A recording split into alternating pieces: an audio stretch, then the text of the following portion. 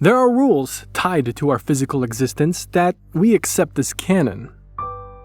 For example, the law of conservation of energy states that energy can neither be created nor destroyed, only converted from one form to another.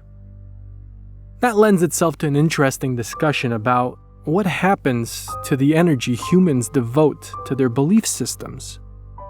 You might not believe in voodoo, but would you be cocky enough to stand in the way of a shaman? You might not believe in the supernatural, but would you mock a witch's practice? You might not even believe in prayer, but would you risk cursing the name of someone's god? The energy we spend contemplating the beyond, worshipping our idols, weaving spells, is energy transformed. Transformed into what? Well, that's impossible to tell. Today, the Blackroot Society will be reading a curious entry in a 1942 wartime journal belonging to Robert Wojciech from Warsaw. During service, he had been an executor in the Polish underground resistance. An executor is tasked with carrying out covert executions of people labeled as enemies of the state. Case number 8943 discusses his experience with a Dybbuk.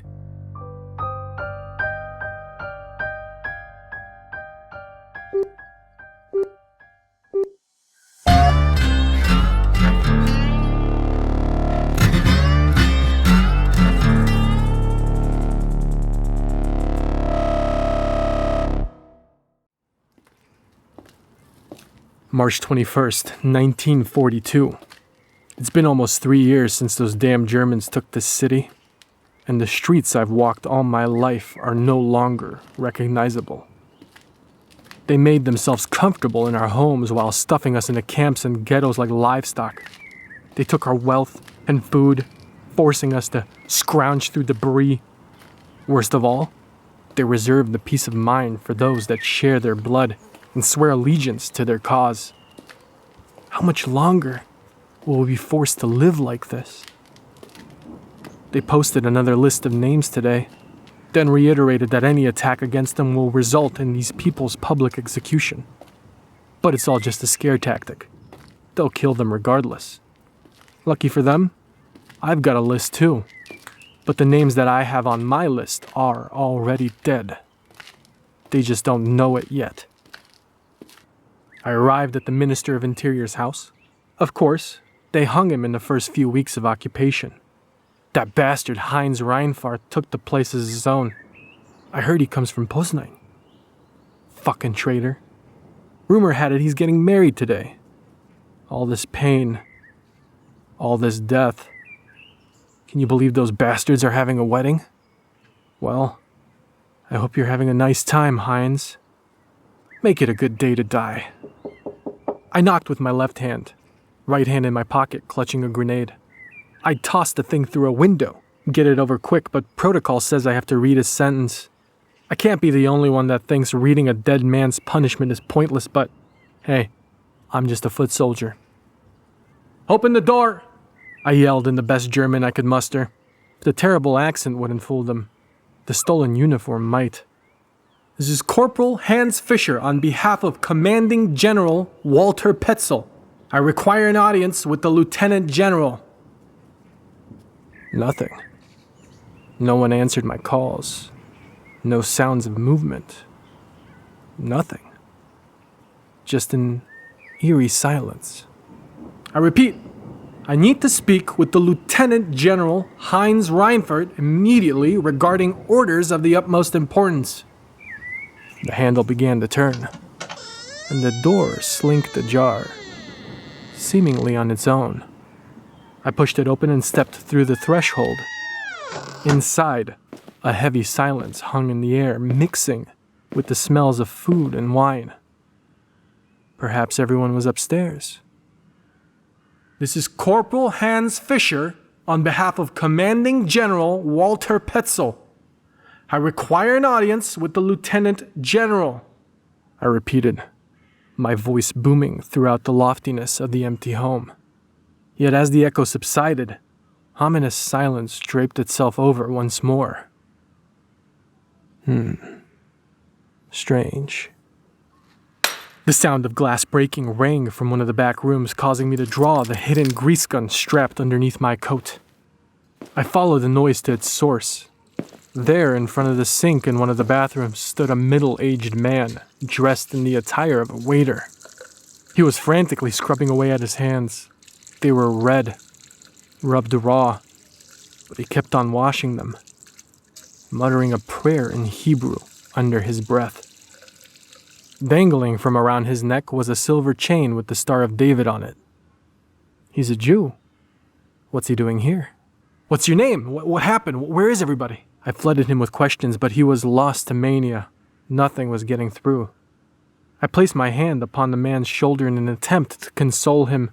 He turns his head and looks me in the eyes. Sadness meets my gaze, and his despair floods into me. Just as the words began welling at the tip of his tongue, his eyes glance over my shoulder and his expression shifts to sheer panic. In one swift motion, I'm pushed out of the way, and the bathroom door is slammed shut. I turned around with my gun drawn and my finger over the trigger. There, at the base of the staircase, stood a woman, dressed as a bride. But the white gown she had on was soiled and torn, blotched red and fraying. A murderous grin stretched across her pale face and her eyes. From in between the hair hanging over her face, you could see eyes of solid black, reflecting back at you like mirrors. She stood there, staring, swaying, cackling under her breath. My cover was blown. No amount of half-assed German can get it back. Marisha Reinfart, I said, unsure of the best course of action. The special courts determined you to be a Nazi sympathizer guilty of treason. Both you and your husband, Heinz, have been sentenced to death.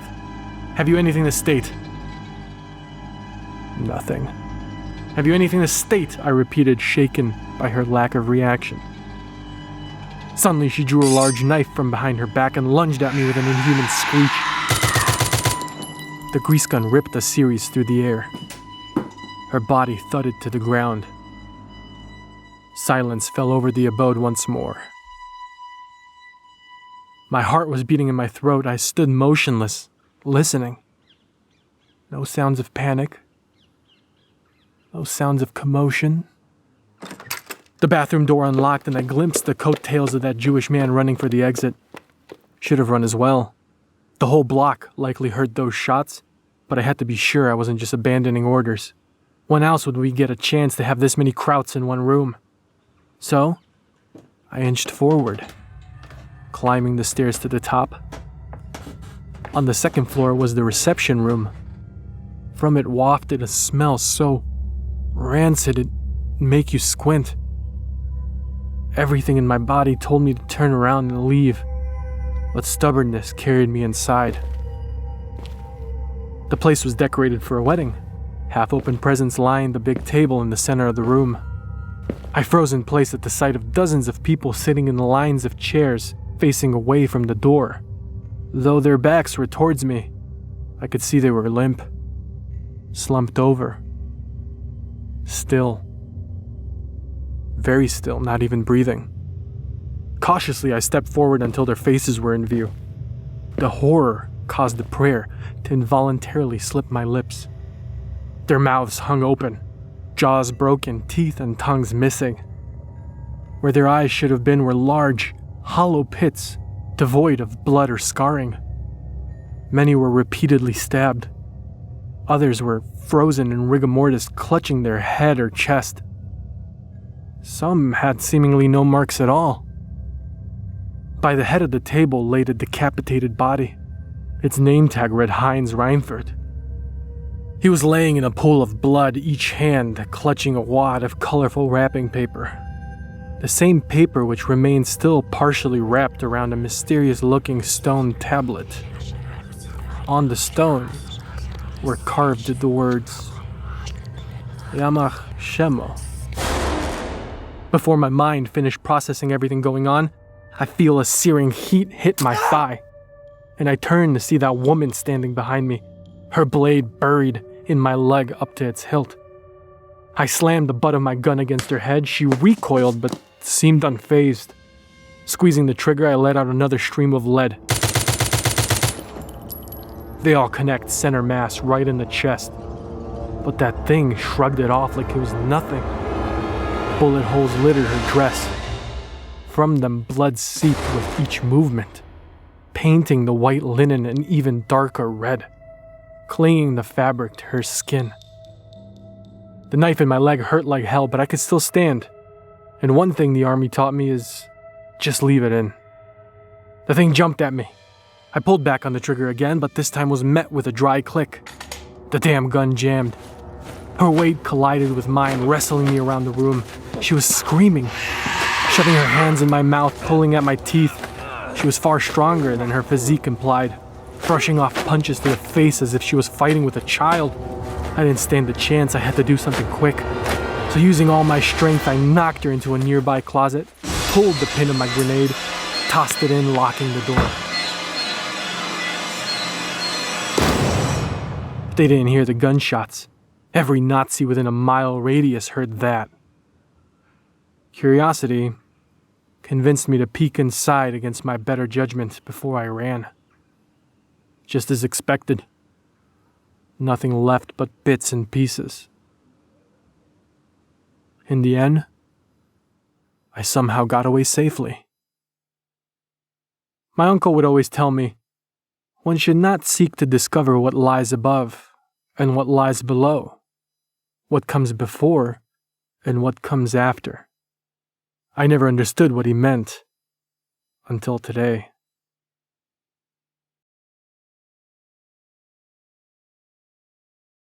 Hello everybody! Thank you so much for watching. That was The Executor. I really hope you enjoyed it. I hope you guys had a good week. I hope you guys are going to have a great weekend.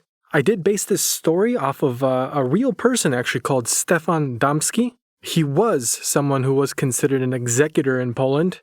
He carried out several hits of Nazis and Nazi sympathizers in World War II. I'll leave a couple links below. Most of them are in Polish, unfortunately. There's also a good video by Historia bez cenzury, which also talks about him. Again, unfortunately, it is in Polish, but I'm going to leave those links anyway. It's a really interesting read. So, yeah, I know I sound like a broken record, but I am putting everything on anywhere you get your podcasts, Spotify, Google Podcasts, Apple Podcasts, wherever. So that's coming. And, yeah, not really sure what to say again. My girlfriend said to tell you guys I'm looking forward for the new Spider-Man movie. I told her, there's only one Spider-Man trilogy, and it's with the Tobey Maguire. That's the only real Spider-Man. And then she looked at me and said, "Do you want to hear a spoiler?" So yeah, now I'm actually kind of pumped for the new Spider-Man. So that's what's going on in my life. Next week, another video. It'll also be World War II related. I'm kind of on a World War II binge. So yeah, keep an eye out on that. Check my website for anything new. I'm going to post a couple of written stories next week. And have a nice day, guys. Stay safe. Peace.